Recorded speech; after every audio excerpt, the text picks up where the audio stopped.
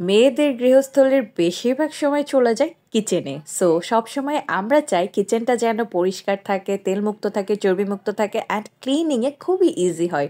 So hey everyone, this is স্পন্ধর্মা। আশা করি আপনারা সকলে ভালো আছেন। আজকে আমি আপনাদের সাথে আমার বাসার কিচেন হুড লাগানোর ব্লগ শেয়ার করব। যেহেতু আমাদের বাসাতে কিচেন হুড করার জন্য এক্সট্রা কোনো লাইন করা ছিল না, সো অনেকটা হ্যাসেল নিয়ে এই লাইন করা হয়েছে। শুরুতে আঙ্কেল একটু প্রসেস করে রাখলো 6 ইঞ্চি পাইপটার জন্য, একটু ফুটো টুটো করে রেখে গেছে।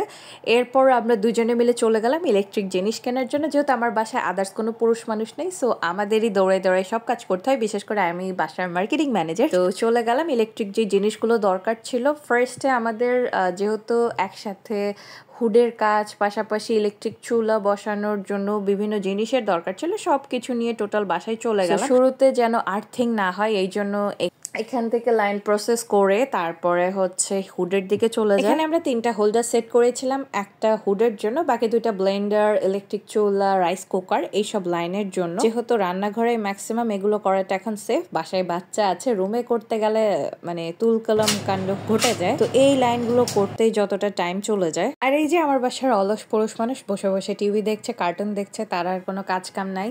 আমি এখানে খেটে মরি, পাহারা দিয়ে মরি, আর সে বসে বসে কার্টুন দেখে। বোর্ডগুলো সেট করতে একটু হ্যাসেল হচ্ছিল, কজ বেডরুম থেকে লাইন টেনে এনে রান্নাঘরের সাথে হুডের লিঙ্ক দিতে হচ্ছিল। যাই হোক, এখন মাপ নেবার পালা। 30 ইঞ্চি উপরে হুড লাগানোটা বেটার, সো আঙ্কেল সেটারই মাপ নিচ্ছিল অ্যান্ড ড্রিল করার জন্য ফুটো করছিল। কিন্তু এখানে উনি শুরুতে একটা মিস্টেক করে ফেলে, একটু বাঁকা করে ড্রিল করাতে পুরো হুডটা বাঁকা হয়ে যাচ্ছিল বারবার, যার জন্য মনে হয় 4বার খুলে এটাকে সোজা করা হয়।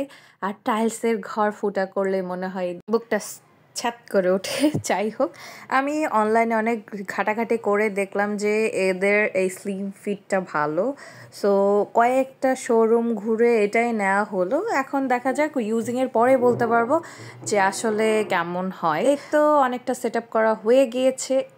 এটা তো এখানেই শেষ না, এটা শেষ করার পরে এখন পাইপ সেট করার পালা, যেটা দেখতে আমার খুবই বিরক্ত লাগে। মানে এত সুন্দর একটা স্লিম ফিট কিন্তু উপরে পাইপটা এত মোটা। এটার সাথে যেই অ্যালুমিনিয়ামের পাইপটা দেওয়া ছিল, আমরা শুরুতে ভেবেছিলাম ওটাই লাগাবো, কিন্তু পরে ডিসিশন চেঞ্জ করি, কারণ যেহেতু এটা প্রচন্ড প্রেসার দিয়ে বাতাসটা টেনে বের করে, অনেক বেশি দিনই ওটা টিকে না, অল্প দিনেই নষ্ট হয়ে যায়। যেহেতু লাগাবো বা কাজ করাচ্ছি, সো একটু লং টাইম প্রসেস হলে বেটার হয়। তাই সেক্ষেত্রে আমরা এটার পিভিসি যে পাইপটা আছে সেটা কিনে নিয়ে আসি, অ্যান্ড এটা সেট করতে গিয়েও খবর হয়ে যায় আমাদের ওয়াল দিয়ে বের হচ্ছিল না, একটু চেপিয়ে চুপিয়ে তারপরে হচ্ছে কোনো মতে এটাকে ফিক্স করা হয় অ্যান্ড এটাকে একটা হুকগুলোর সাহায্যে অ্যাটাচ করে দেওয়া হচ্ছে। বাট দেখে না খুবই মানে কিরকম বলবো, আমার মাথায় লিটারালি বলে দেখে অজগর সাপের একটা ফিলিং আসতেছে। এই পাইপটাই এটা খুবই বিরক্তকর লাগে। এই তো অনেক সুন্দর করে এটা সেট করা হয়ে গেল অ্যান্ড হুক দিয়ে এটাকে অ্যাটাচ করা হচ্ছে যেন পাইপটা বারে বারে কোনোভাবে লড়ে চড়ে না যায়। এটার জন্য আমরা একটা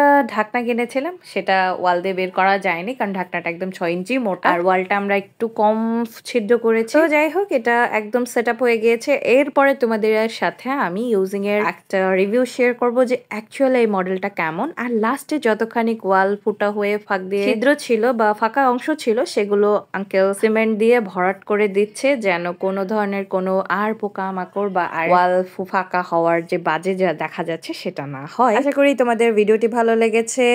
যদি লাইনটা আগে থেকে করা থাকতো এতটা হ্যাসেল হতো না, তাই নিজেরা যখন নতুন বাড়ি করবে বা নতুন ফ্ল্যাট নেবে লাইনগুলো করার কথাই একটু মাথায় রেখো। আজকে আসছি, আবারও দেখা হবে নতুন কোনো ভিডিওতে। টাটা।